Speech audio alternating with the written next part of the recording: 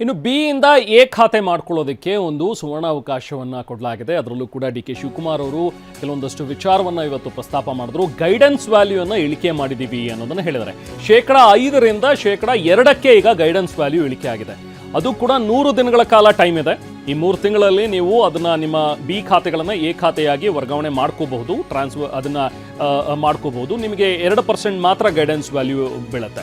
ಇಲ್ಲ ಅಂತ ಹೇಳಿದ್ರೆ 100 ದಿನ ದಾಟಿದ ಮೇಲೆ ಮತ್ತೆ 5% ಮಾಡಲಾಗುತ್ತೆ ಅನ್ನುವಂಥದ್ದನ್ನ ಡಿ.ಕೆ. ಶಿವಕುಮಾರ್ ಅವರು ನೀಡಿದರೆ, ಇದು ಒಂದು ರೀತಿ ನಮ್ಮ ಸರ್ಕಾರದಿಂದ ಕೊಡ್ತಾ ಇರುವಂತಹ ಗ್ಯಾರಂಟಿ ಅಂತ ಹೇಳಿದ್ರೆ ಒಂದು 6ನೇ ಗ್ಯಾರಂಟಿ ಅನ್ನೋ ರೀತಿಯಲ್ಲೇನೆ ಇದನ್ನ ಈಗ ಕಾಂಗ್ರೆಸ್ನವರು ಬಿಂಬಿಸ್ತಾ ಇದ್ದಾರೆ. 7 ಲಕ್ಷ ಬಿ ಖಾತೆದಾರರಿಗೆ ಇದರಿಂದ ಅನುಕೂಲ ಆಗುತ್ತೆ ಅಂತ ಡಿ.ಕೆ. ಶಿವಕುಮಾರ್ ಅವರು ಕೂಡ ಹೇಳಿದ್ದಾರೆ. ಇಲ್ಲೊಂದು ಬಹಳ ವಿಶೇಷವಾದಂಥ ಅನೌನ್ಸ್ಮೆಂಟ್ ಇವತ್ತು ಏನಂದ್ರೆ, ಅವರು 100 ದಿನದಲ್ಲಿ ಒಂದು ಸುವರ್ಣವಾದಂಥ ಒಂದು ಅವಕಾಶವನ್ನು ಮಾಡಿಕೊಡ್ತಾ ಇದ್ದೇವೆ. ಅವರು 5% ಗೈಡೆನ್ಸ್ ವ್ಯಾಲ್ಯೂ ಕಟ್ಕೊಳ್ಬೇಕು ಈ ಎ ಇಂದ ಬಿ ಖಾತಾ ತಯಾರು ಮಾಡ್ಕೊಳ್ಳಿಕ್ಕೆ. ಆ ಸೈಟನ್ನು ಬಿ ಟು ಎ ಮಾಡ್ಕೊಳ್ಬೇಕಾದ್ರೆ 100 ದಿನದಲ್ಲಿ ಒಂದು ಸುವರ್ಣವಾದಂಥ ಅವಕಾಶ. ಈಗ ಅವ್ರು 5% ಗೈಡೆನ್ಸ್ ವ್ಯಾಲ್ಯೂ ಕಟ್ಟಬೇಕು.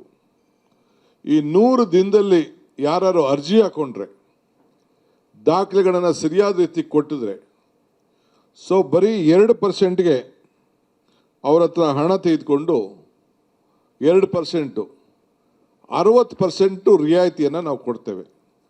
ಅಂದರೆ 5% ಗೈಡೆನ್ಸ್ ವ್ಯಾಲ್ಯೂ 1 ಲಕ್ಷ 1 ಕೋಟಿ ಇತ್ತು ಅಂತಂದರೆ ಒಂದು ಆಸ್ತಿ ಬೆಲೆ ಆ ಜಾಗದಲ್ಲಿ ಅವನು 5 ಲಕ್ಷ ಕಟ್ಟಬೇಕಾಗಿತ್ತು. 5 ಲಕ್ಷ ಕಟ್ಟೋದ ಬದಲು ಬರೀ 2 ಲಕ್ಷ ಕಟ್ಟಿಸ್ಕೊಂಡು 100 ದಿನದಲ್ಲಿ ಆತ ಅಪ್ಲೈ ಮಾಡಿದ್ರೆ ಆ 100 ದಿನದ ಸ್ಕೀಮು ಒನ್ ಟೈಮ್ ಸ್ಕೀಮ್ ಇದು. ಅವ್ರಿಗೆ ಅವಕಾಶವನ್ನು ನಾವು ಮಾಡಿಕೊಟ್ಟು ಅವ್ರಿಗೆ ಖಾತೆಗಳನ್ನು ನಾವು ಸರಿ ಮಾಡಿಕೊಡ್ತೇವೆ. ಇಲ್ಲ ಅಂದರೆ ಬಿ ಖಾತೆಯಾಗಿ ಅವ್ರು ಉಳ್ಕೊಂಡಿರ್ತದೆ. ಇಂಥ ಒಂದು ಸುವರ್ಣವಾದಂಥ ಅವಕಾಶವನ್ನು 7 ಲಕ್ಷ ಜನರಿಗೆ ಇದನ್ನು ನಾವು ಮಾಡಿಕೊಡ್ತಾ ಇದ್ದೀವಿ.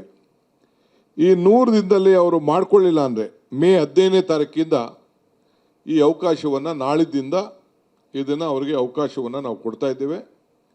ಇದು 100 ದಿನದಲ್ಲಿ ಅವರು ಅಪ್ಲೈ ಮಾಡಿಕೊಳ್ಳಿಲ್ಲ ಅಂದರೆ ಈ ದಿನಗಳಲ್ಲಿ ಏನು ನಾವು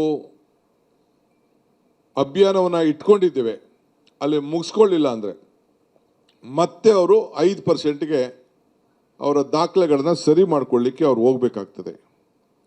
ಇದು ಬಿ ಇಂದ ಎ ಖಾತೆಗೆ.